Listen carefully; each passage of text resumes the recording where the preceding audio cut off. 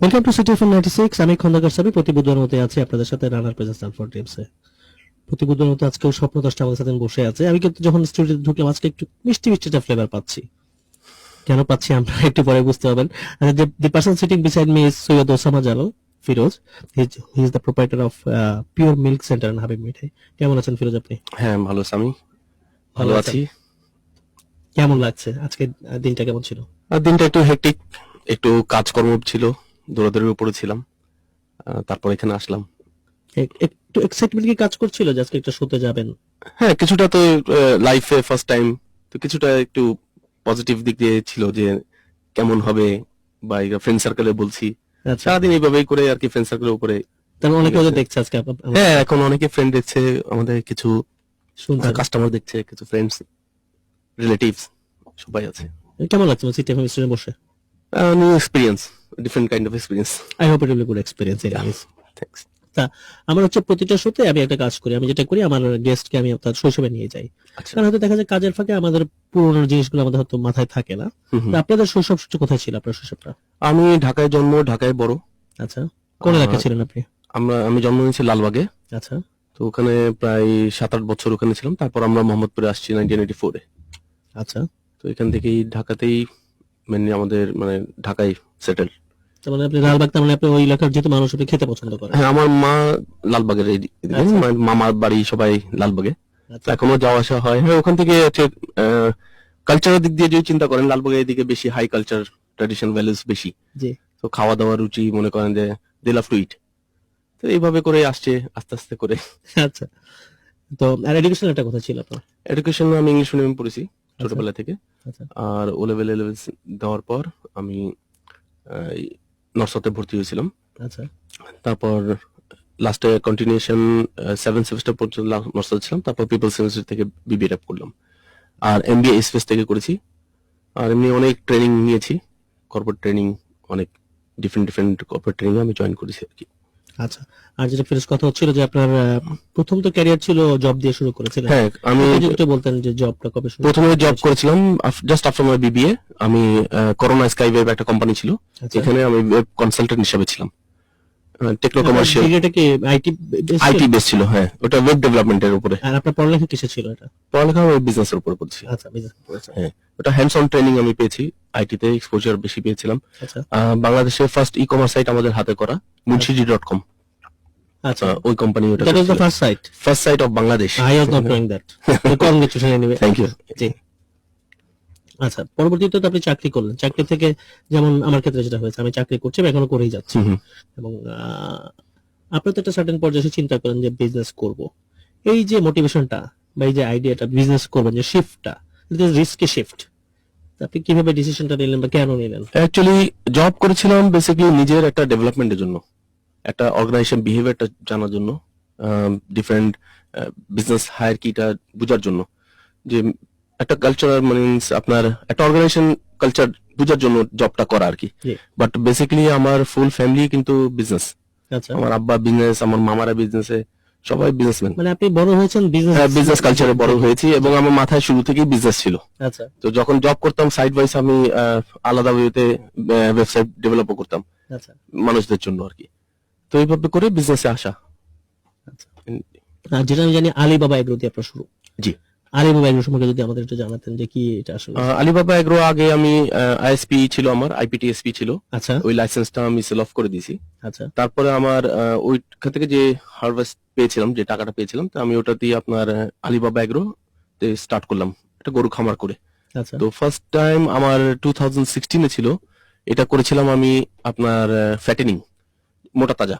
আচ্ছা, তো ওটাতে আমি একটা এই যে বড় গরু একটা মোটা তাজা করেন হ্যাঁ, যেটা বলেন। মোটা তাজা করেছিলাম। জি। তো এটাও ইন্সপায়ার হয়েছিলাম আমি, একজন বড় ভাই আছেন সাদিক এগ্রো, আচ্ছা, ইমরান সাহেব, ওনাকে দেখে আমি বলবো 95% এগ্রো যা এখন বাংলাদেশে যারা করছে, ক্যাটেল এগ্রো যেটা, 95% ওনাকে দেখে ইন্সপায়ার হয়েছে। তারপরে আমি কিন্তু আসতাম এই প্রশ্নে যে ইন্সপায়ার হলেন কিভাবে। তারপরে সাদিক সাহেব ছিল ব্যাকগ্রাউন্ডে। ইমরান সাহেব, ইমরান সাহেব, সাদিক এগ্রো, উনি হয়তো দেখছেন হয়তো। মেবি উনিও দেখছেন। জি। তো উনাকে দেখেই আমরা ইন্সপায়ার হয়েছি। উনি খুব পজিটিভলি মানুষকে ইন্সপায়ার করে যে এই সেক্টর আসো। যখন আমরা আসছিলাম আমার বাসা থেকেও অনেকেই করছিল যে এই এত কাজ থাকতে এটা করবা কেন, এটা ভালো ইসের কাজ না। আমি বললাম যে লেটস সি দেখি ওয়ার্ল্ড ওয়াইড তো দেখা যাচ্ছে যে, যেমন আমার একটা ফ্রেন্ড আছে অস্ট্রেলিয়াতে, সে যখন আমাকে বললো যে তুমি কি করছো এখন, আমি বললাম যে আমি গরুর ফার্ম করছি। তো মানে হি ওয়াজ সারপ্রাইজ, কারণ দেখা যাচ্ছে অস্ট্রেলিয়া বা অন্য ইউরোপিয়ান কান্ট্রিতে বলেন, গরুর ব্যবসা যারা করে তারা হচ্ছে হিউজ রিচম্যান, আচ্ছা অনেক ওয়াস্ট ল্যান্ড থাকে তাদের, অনেক গরু থাকে। তো আমাদের দেশেও কিন্তু ইনভেস্টমেন্ট কম না, এটাও অনেক দূরে চলে যায়। তো ফ্যাটেনিং করার পর আমি এটাতে বড় একটা লস খেয়েছিলাম। আচ্ছা তো লস খাওয়ার পর আমার বিজনেসের সবকিছু আমি ডিসকাস আমার আব্বার সাথে করি। আচ্ছা, তো আমার he is a mentor basically. Is my mentor. তো তারপর আপনার আমাকে মানে এনকারেজ করেনি প্রথমে, যে না লস করেছো এটা দিয়ে সরে যাও। তো আমি চিন্তা করলাম না, লস এখান থেকে করেছি, এখান থেকে উঠবো। তারপর আমি ডেয়ারিতে চলে গেলাম। আর ডেয়ারিতে ডে ফার্স্ট থেকে আমার একটা ভালো সেল ছিল। তো 3 বছর আমরা হোলসেল করছি মিল্ক, বিভিন্ন মিষ্টি কোম্পানি আমাদের দিত। তো ওটার সাথে সাথে বিটার এক্সপিরিয়েন্সও ওরা আমাদের দিয়েছে। Bitter experience you have. জি। বিটার এক্সপিরিয়েন্স মিন দেখা গেল যে ঈদের সময় মিল্ক নিত না, আচ্ছা তো ওইটা আমি মাদ্রাসায় পাঠিয়ে দিতাম। আচ্ছা তারপর পেমেন্টে তারা ক্লিন ছিল না, দেখা গেল যে গরু তো আর মনে করেন যে খাওয়া ছাড়ে না, না, প্রত্যেকদিন 3 বেলা তাকে মানুষের ফিক্সড মতো, একটা কস্ট থাকে। হ্যাঁ একটা। ফিক্স কস্ট থাকেই, জি। ওদেরকে খাওয়াতেই হবে। তো এই টাকা ওরা ঠিক মতো দিত না, এই কারণে আমি ডিটারমাইন হলাম okay I will go for byproduct. আচ্ছা তখন এই মিষ্টিতে আসার। আচ্ছা, সেখান থেকে আসলে আমার এই কারণে বলছেন যে একটু মিষ্টি মিষ্টি ফ্লেভার। এখন চলে আসে মেইন গল্পে আজকে। জি আপনি আজকে পরিচয় করেছি আমরা আপনাকে প্রোপ্রাইটার পিওর মিল্ক সেন্টার হাবিবি মিঠাই। জি। তো পিওর মিল্ক সেন্টার সম্পর্কে একটা আইডিয়া পেলাম এই এগ্রো থেকে, আপনার পিওর মিল্ক সেন্টারে আসা। হুম হুম এবং হাবিবি মিঠাই এই নামটা কিন্তু একটু ডিফারেন্ট। রাইট। নামটা একটু আমি আমার আগের যে বিজনেসটা বললাম, আমার কলিং কার্ডের বিজনেস ছিল, জি তো দুবাইতে ছিল, সিঙ্গাপুর, হংকং সব জায়গায়। জি। তো মেনলি দুবাইতে পাকিস্তানি আর দুবাই বেস লোকরা যারা, তারাই করতো। জি। তো তারা যখন বলতো আমাকে ইয়া হাবিবি come here, because I was staying 4.5 years in UAE. আচ্ছা So Habibi is a very familiar very word familiar word for me. আচ্ছা। তো ওখান থেকে আমি ওয়ার্ডটা ক্যাচি আর শুনতে খুব সুন্দর লাগে আর মানুষের মুখে ইজিলি চলে আসে, এই কারণে কিন্তু এটা দেওয়া হাবিবি আচ্ছা। মিঠাইটা। তাহলে হাবিবি মিঠাইয়ের যাত্রা শুরু হলো আপনার কোন সন থেকে? 2018 থেকে। আচ্ছা, আরেকটা মানে বিউটিফুল একটা কনসেপ্ট, মানে আমি পুরোটা আসলে ক্লিয়ার না, আপনি যেটা বলতেন ইনভেস্ট এ কাও, জি এটা একটা কনসেপ্ট নিয়ে আপনি কাজ করছেন। জি এটা যদি আমাদের একটু ব্রিফ করেন, কারণ নিউ কনসেপ্ট আমি যেটা বুঝলাম। জি। এটা হচ্ছে আমার আলিবাবা এগ্রো যেটা। জি। তো আমার এখন 21টা গরু আছে। তো আমার সামনে কিছু পরিকল্পনা আছে ফ্র্যাঞ্চাইজি দেওয়া। তো যখনই ফ্র্যাঞ্চাইজি দেবো, আমার র মেটেরিয়াল হচ্ছে দুধ। দুধটা আমি যখন যেখান থেকে কিনি, 2-1টা কোম্পানি আমাকে খুব ভালো সার্ভিস দেয়, আবার কিছু কোয়ালিটি মেনটেন করে না কিছু কোম্পানি। তো আচ্ছা এদেরকে নিয়ে আমি ফিউচারে রান করতে পারবো না। তো এই কারণে আমি নিজের রিসোর্সটা ডেভেলপ করার জন্য এখন ব্যাংক লোনের অনেক লেন্দি প্রসেস। তো এই কারণে আমি ইনভেস্টটা কাউই করছি যে একটা লোক গরু কিনে দিবে, হুম, আমি ওই গরুকে ওনাকে মাসে মাসে রেন্ট দিব, আচ্ছা আর ওর যাবতীয় জিনিসটা আমরা রাখবো। ইন্স্যুরেন্স কোম্পানির সাথে আমার টাই আপ হয়েছে, ওই গরুটা ইন্স্যুরেন্স হবে, মারা গেলে ওরা টাকা আমাকে দিবে। এরকম একটা সিকিউর ওয়েতে আমি এই বিজনেসটা বড় করতেছি। আর ইনভেস্টটা কাও হচ্ছে পাবলিককে নিয়ে। আমি আমার যারা আমার আউটলেটে আসে, আমার কাস্টমাররাই কিন্তু এটা পজিটিভলি তারা ফিডব্যাক দিচ্ছে আমাকে। খামারটা কোথায় আপনার? খামারটা হচ্ছে ঢাকা উদ্যানে, আচ্ছা মোহাম্মদপুর। তো এখানে আরো এক্সপ্যান্ড করবো, আমি আরো নতুন নতুন খামার করছি। তো এখানে পাবলিক আমাকে খুব পজিটিভলি আসছে, অলরেডি 6 জন লোক আমার সাথে সাইন আপও করেছে এটা নিয়ে। মানে ব্যাপারটা হচ্ছে দাদা একটা গরু কিনে আপনাকে দেবে, আপনি হ্যাঁ। মাসে মাসে তাদেরকে একটা রেন্ট দিবেন। তার আগে রেন্ট দিব। এই এটা Plus কিন্তু এটা একটা এরকম 5 year concept program। কি আছে কোথাও আপনি জানেন নাকি? না, আমার জানার মতো নেই, আমরাই করছি ফার্স্ট। আচ্ছা এটা আপনার 5 ইয়ার প্রোগ্রাম, 5 ইয়ারের মধ্যে সে তার ক্যাপিটাল ইনভেস্টমেন্টও পেয়ে যাবে, প্লাস লাভ পাবে। এটাই। এবারে একটু হাবিবি মিঠাই নিয়ে। জি। হাবিবি মিঠাই আমি একটু মিষ্টি, আমি খুব আপনার শরীর দেখে অবশ্য বোঝা যাচ্ছে, আপনার সাথে আলাপ করলাম, আমি মিষ্টি আমার খুব প্রিয়, যদি আমার আচ্ছা। বাসায় অনেকে মিষ্টি খায় না। হুম হুম। তো এই যে মিষ্টির কনসেপ্টটা, এই হাবিবি মিঠাই সম্পর্কে কি কি জি। ধরনের মিষ্টি আপনারা নরমালি করেন? অ্যাকচুয়ালি হাবিবি মিঠাই, মিঠাই বলতে আমরা সুইট জি। মিষ্টি যেটা, এটা কিন্তু আমাদের এই নর্মাল যে ট্র্যাডিশনাল স্টাইলে যে বাংলাদেশের কাজ হতো, এর থেকে একটু ডিফারেন্টলি আমরা কাজ করছি। একটু বলেন যদি কি কাজটা হচ্ছে যেমন আমরা মিল্ক বেসড আইটেম করছি। আচ্ছা এটা শুধুমাত্র মিষ্টির দোকান না, এখানে চা থেকে নিয়ে সবকিছুই আছে আমাদের। মিষ্টি, দুধের যত আইটেম সবকিছুই আছে। আপনার লাবাং, পেস্তা বাদামের শরবত আমাদের খুব পপুলার, কুলফি আমাদের খুব পপুলার। তো এইসব আইটেম আমরা দুধ দিয়ে বানাচ্ছি।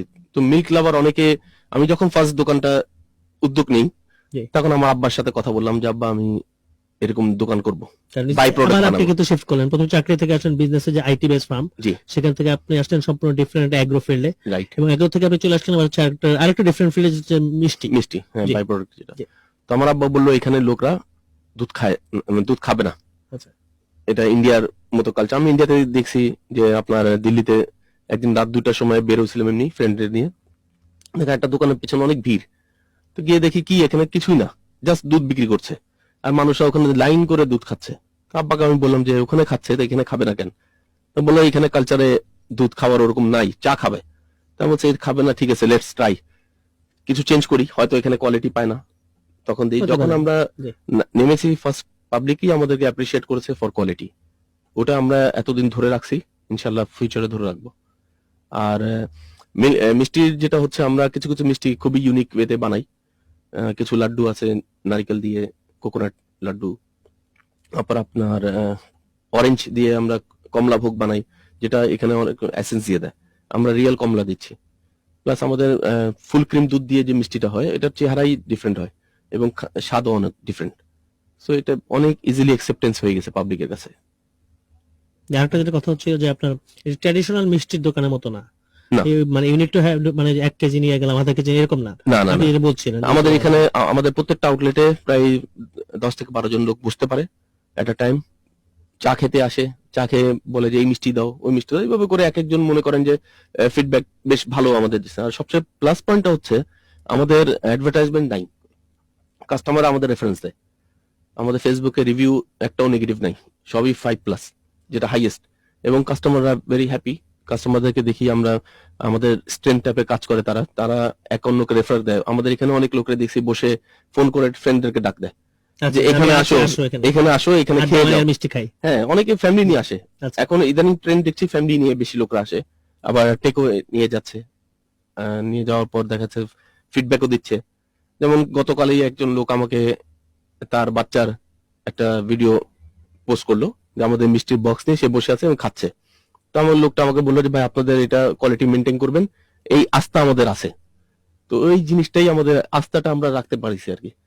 তো আস্থাটার জন্য দেখা যাচ্ছে যে কোয়ালিটি আমরা মেনটেন করছি সব সময়।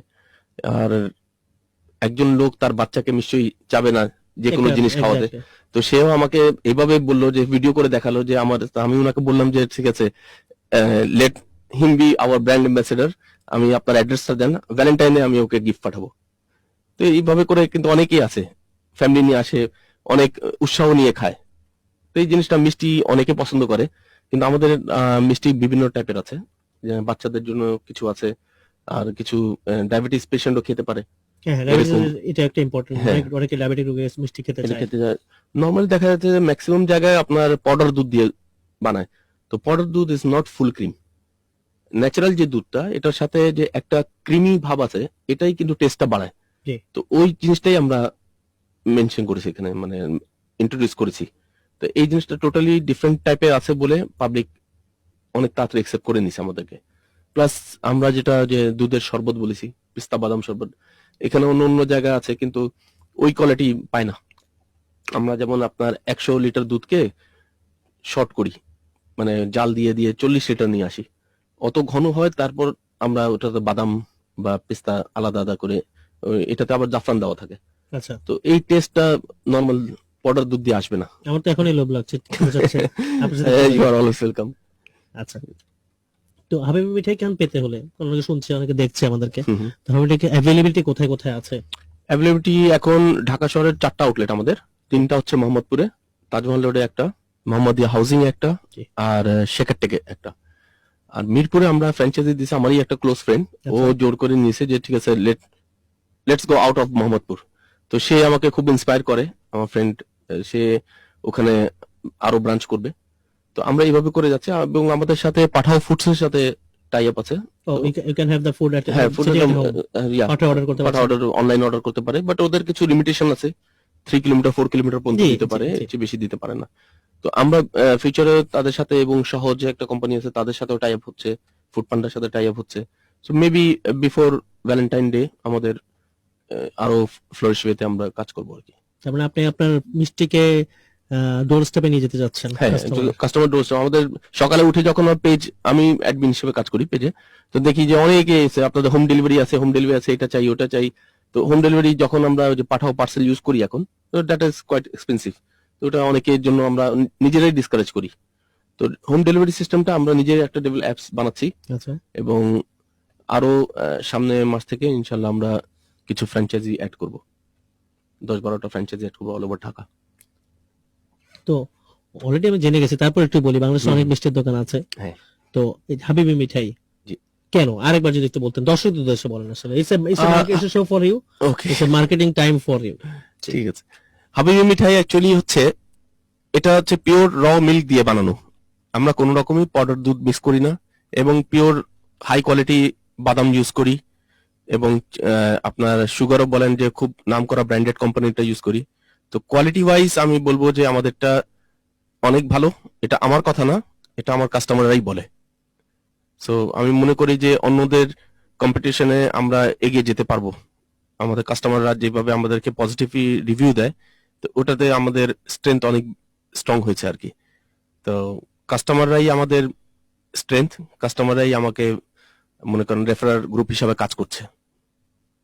আপনার অ্যাড্রেস কোথায় কোথায় আছে বা এখন আচ্ছা, আমাদের অ্যাড্রেস এখন হচ্ছে মোহাম্মদপুর তাজমহল রোডে একটা, মোহাম্মদিয়া হাউজিং এ একটা, আর শেখারটেকে একটা।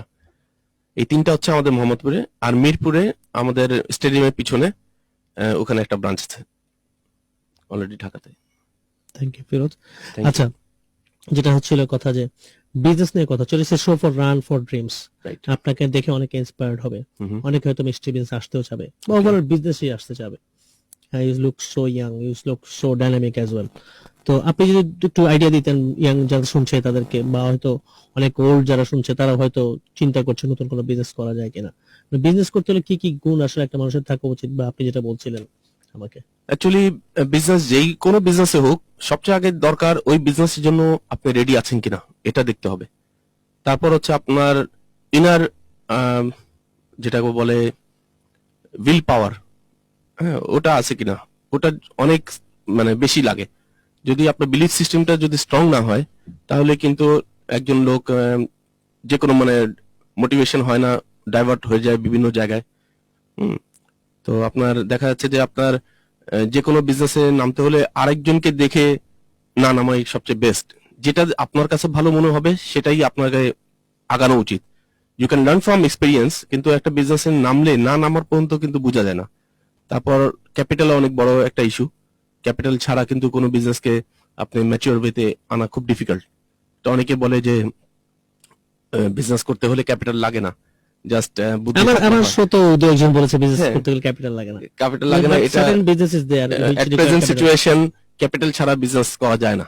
কারণ আপনি যখনই একটা ছোট আকারে কিছু করবেন, তখন আপনার অ্যাকসেপ্টেড নেবে না পাবলিক, তখন অ্যাকসেপ্টেবিলিটি কম হবে ওটার। আর যখন আপনি একটু বড় করে করবেন, যেমন আমরা বলি আমাদের আমরা যখন আলিবাবা এগ্রোতে শুধু দুধ বিক্রি করতাম হোলসেল করে, অনেকে আসতো আমাদের লাইন করে আমি একটু গেটের সামনে দিয়ে। একটু ইন্টারাপ্ট জি। করি, ফিরোজ, আলিবাবা এগ্রো সম্পর্কে আরেকটু ডিটেইল আমার সাথে জানতে চাই।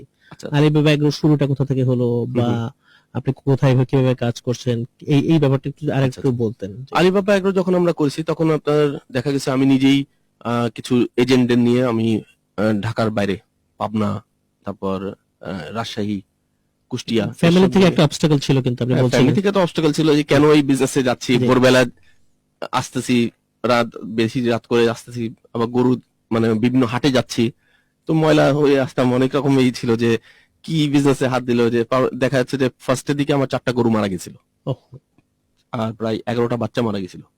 তো এই মরাতে কিন্তু আমি শিখছি, আমি ডিজার্টেড হইনি। আপনি কিন্তু বেশ কিছু লস হলো, একটা লসের কথা হ্যাঁ, বললেন, এটা বিগ লস। আরেকটা লস আপনি একটু আগে আলাপ করছিলেন। হ্যাঁ, ওটা কোরবানির সময়। কোরবানির সময়। হ্যাঁ, ওটা। জি। তো আমার চয়েসটা প্রথমেই ভুল ছিল। কোরবানির সময়টা এটা বড় গরু আমি গেছিলাম, কিন্তু আমাদের এখানে মিডিয়াম সাইজের ডিমান্ড বেশি। তো যারা করবে আমি বলবো ওদেরকে সাজেশন যে ছোট আকারে করা বেটার। আমি যেটা করছিলাম, দেখা যাচ্ছে যে গরু আনতে আমাদের পাবনা যেতে হয়, জি। লোকাল পারচেজ আমরা করি না। জি। তো ওখানে বিভিন্ন জায়গায় অনেক এজেন্ট আছে, অনেক হাট হয়। তো বিভিন্ন হাটে সকাল থেকে গিয়ে মানে ভোরবেলা এখান থেকে আমরা ট্রেনে চলে যাই, যাওয়ার পর আপনার হাট টুট দেখে আবার ব্যাক করি রাত্রে। তো একটা টায়ারসাম জার্নি হয়ে যায়। প্লাস আপনি একটা হাটে গেলে দেখা যাচ্ছে যে ময়লা হতে হয়। তো ওখানে প্রতারণারও একটা চান্স থাকে। তো আমরা বিভিন্ন করে ম্যান পাওয়ার চেঞ্জ করছি, নতুন ম্যান পাওয়ার অ্যাড করেছি, ভালো স্কিলড ওয়ার্কার নিয়েছি। হার্ডশিপও ছিল তো, ট্রাভেল করা, হ্যাঁ, হার্ডশিপ হাঁটাটা, তো সব থাকবেই। জায়গায়। জি। তারপর সবচেয়ে বড় কথা হচ্ছে যে একটা নতুন বিজনেস নতুন জায়গায় সবসময় এক চোখ মানে খুলে ঘুমাতে হতো। ভোরবেলা ফোন আসতো যে স্যার এই গরুর বাচ্চা পেট খারাপ হয়েছে, এই গরুর বাচ্চা এটা হচ্ছে, তো ডক্টর ম্যানেজ করা, ডক্টরকে ডাকা, এইসব আমি ফিজিক্যালি নিজেই করতাম। তো এইসব জিনিস মনে করেন যে একটু ডিফিকাল্ট হতো অনেক সময়। তো ওভারকাম করে আমি মানে যেটা প্রবলেম ছিল, I learn from my mistakes. আর দেখা যাচ্ছে যে আপনার অনেক সময় অনেক কিছু আমরা শিখছি করে করে, কেউ আমাদেরকে দেখায়নি। যেমন কিছুদিন আগে আমার 4টা বাচ্চা মারা গেল চোখের সামনে, হাঁটছে হেঁটে ঠাস করে পড়ে গেল। এটা কি কোনো ভাইরাস বা কিছু বলবেন? হ্যাঁ, এটা ভাইরাস, আমরা বুঝতে পারিনি কি ভাইরাস। আচ্ছা, আমি ডক্টরকে জিজ্ঞেস করার আগে আমি ওই সাদিক এগ্রো যে ইমরান সাহেব, ওনাকে ফোন দিলাম জি। যে ভাইয়া এরকম এরকম এরকম। উনি এক্সপিরিয়েন্স বেশি, উনার অলমোস্ট 2012 থেকে উনি আছেন এই আচ্ছা, বিজনেসে, এবং ওনার বিজনেস অনেক ওয়াস্ট। তো উনি আমাকে বললো এটাকে টাইগার অ্যাটাক বলে। আপনি যখন মরেই গেছে তখন আপনি এটা কেটে ওর বুকটা দেখেন, কলেজাটা দেখেন। তখন আমি বললাম ঠিক আছে, একজনকে কেটে দেখো। তো দেখলাম যে এটা মনে হচ্ছিল যে টাইগার স্ক্র্যাচ করলে কেমন হয় ওরকম টাইপের, ফিজিক্যালি দেখছি। আচ্ছা। তো জাস্ট এইসব জিনিস কিন্তু উনিও হাইয়ে শিখছে, হ্যাঁ, এক্সপেরিয়েন্স থেকে Experience, শিখছে। এটা ডক্টর বলতে পারবে না। জি। ডক্টর আবার আমার লোকরা এখন কোয়াইট এক্সপার্ট। তারা দেখে কিছুদিন আগে দেখা গেল যে গরু চিবাচ্ছে, চিবা চিবে গোল করে ফেলে দিচ্ছে। তা আমি নর্মালি তো ডক্টরই প্রেসক্রাইব করবো, ডক্টরকে ডাক দিই। বললো না স্যার, ডক্টর ডাকার দরকার নেই, ওর দাঁতে প্রবলেম।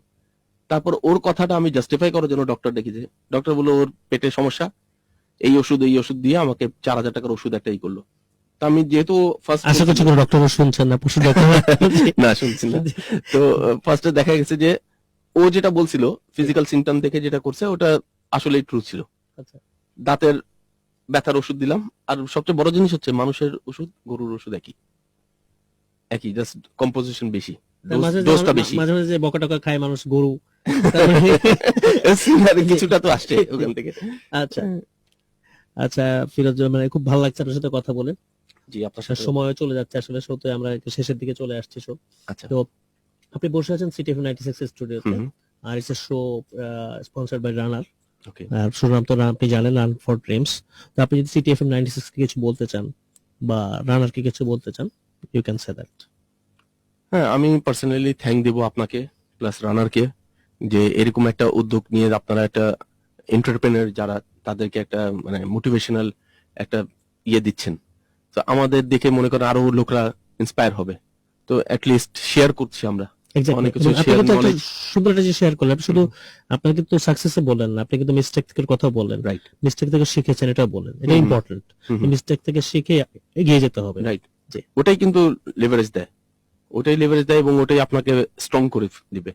তো রানার আমাদের মতো লোকদেরকে মনে করে নিয়ে যে অনুষ্ঠান করছে, এটা অনেক একটা পজিটিভ দিক আছে, যে সোসাইটিতে আমরা যেটা কাজ করি, আমাদের মানে আমাদের মোটিভেশন বলেন বা ইয়ে বলেন, আমরা কিন্তু সোসাইটি নিয়ে কাজ করা। এক্স্যাক্টলি। আমার ব্যক্তিগত এই থাকে যে সোসাইটি বেনিফিটেড হচ্ছে কিনা। সোসাইটি বেনিফিট যেখানে হবে, সোসাইটি যদি দেখবো না আমার এই কাজের জন্য সোসাইটি বেনিফিট, আমি কাজ করবো না। তো আল্লাহর রহমতে গত 2 বছর ধরে আমরা মিষ্টির বিজনেস করছি। কোয়ালিটি অফ সার্ভিস সবকিছু আমাদের অনেক পজিটিভ আছে, এবং পজিটিভলি মানুষরা নিচ্ছে। আমরা এখন বড় বড় অর্ডার পাচ্ছি, বিয়ে শাদীর অর্ডার পাচ্ছি। এবং আরেকটা জিনিস যেটা আমি ইউনিক করি, যেটা আপনাকে বলিনি এটাতে, যে বিয়ের ওয়েডিং ভেন্যুতে আমাদের শপে যেরকম শোকেস থাকে, ফুল একটা শপ করে ফেলি ওখানে। তাই? হ্যাঁ, তো এটাতে হয় কি, ডিসপ্লে হয়, আমাদের ব্র্যান্ডিং হয়, প্লাস যে হোস্ট হয় তারও একটা মেহমানদারির একটা সুযোগ পেয়ে যায়। তো এইভাবে করে আমরা বিজনেসটা live sweet type. Live live music আমরা শুনেছি, লাইভ সুইট কখনো লাইভ শুনি নাই। সুইট খেতে পারে তারা, Live দেখে suite দেখে কাস্টমার দেখে। আমরা কিছুদিন আগেও আপনার এই করছি গুলশান শপিং শুটিং কমপ্লেক্সে, আচ্ছা। ওভাবে করে করছে, এবং খুব পজিটিভ মানুষরাই করছে। যাই হোস্ট যে, সে আমাকে ফোন করে, দিনে 3 বার ফোন করে থ্যাঙ্কস দিল, যে এই জিনিসের জন্য মানুষ কিন্তু আমাকে উল্টা থ্যাঙ্কস দেয়। কারণ appreciation we want. Right, after doing the business, host আমাকে অ্যাপ্রিসিয়েশন যদি না থাকে তাহলে আপনার ওই মোটিভেশন থাকবে না। এক্স্যাক্টলি। তো এই জিনিসটা আমরা কমার্শিয়ালি এখন চিন্তা ভাবনা করছি, যে ঠিক আছে আমরা ইভেন্ট ম্যানেজমেন্টের সাথে বা অন্যদের সাথে এইভাবে করে যাব। Thank you, Firoz. It's a pleasure sitting beside you. হ্যাঁ, থ্যাংক ইউ। আর it's a show from City FM 96 and Runner যেটা স্পন্সর করছে, রানার তরফ থেকে আপনাদের এই। Okay, thank you very much, thank you. ধন্যবাদ সবাইকে যে যেখানে আছেন, আমাদের এতক্ষণ যারা শুনছিলেন। তো ফিরোজ আলাপ করছিলেন ওনার চাকরি নিয়ে, ওনার দেন আইটি বিজনেস, দেন উনি চলে গেলেন এগ্রোতে, দেন উনি চলে গেলেন আপনার লাস্টে হাবিবি মিঠাই, পিওর মিল্ক সেন্টার হাবিবি মিঠাইতে। এই যে অনেকগুলো শিফট, দিস আর অল কিন্তু সব ডিভেন বাই সাম ড্রিমস। Yeah. স্বপ্নের পিছনে ছুটে ছুটে কিন্তু এত কিছু করলেন। এবং প্রতি সপ্তাহে আমি একটা শেষে একটা কোট বলি ড্রিম নিয়ে, আজকেও তার ব্যতিক্রম হবে না। Dreams are renewable, no matter what our age or condition, there are still untapped possibility within us and new beauty waiting to be born. অনেকগুলো স্বপ্ন দেখেছেন, নিউ বিউটির স্বপ্নের পিছনেই কিন্তু ফিরত ছুটে বেড়ালেন। যাই হোক, আপনারা যারা এতক্ষণ আমাদের সাথে শুনছিলেন,